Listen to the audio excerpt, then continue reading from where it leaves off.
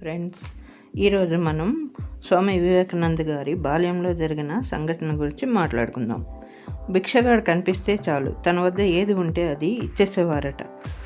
ఓసారి తను కట్టుకున్న పట్టు పంచెను కూడా ఇచ్చేశారట. ఈ లక్షణాన్ని గమనించిన ఇంట్లో వాళ్ళు అతన్ని ఓ కంట కనిపెట్టుకుని ఉండేవారట. ఒకరోజు మన బుజ్జి వివేకానంద గారిని మేడ పైన ఉన్న గదిలో పెట్టి తలుపు వేశారట.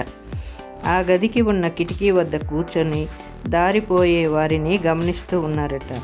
అంతలో ఒక భిక్షగాడు కనిపిస్తే గట్టిగా పిలిచి ఆ గదిలో ఉన్న తన తండ్రి గారి కోటును కిటికీ గుండా విసిరి ఇచ్చేశారట.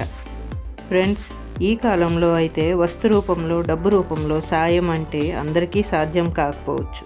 కానీ మాట సాయం అంటే ఎవరికైనా సమస్య వస్తే పరిష్కారం చెప్పడం, లేదంటే అవసరమైనప్పుడు పనిలో సాయం చేయడం, ఇలాంటివి చేయవచ్చు. మనసుంటే మార్గం ఉంటుంది. ఏమంటారు? Thank you.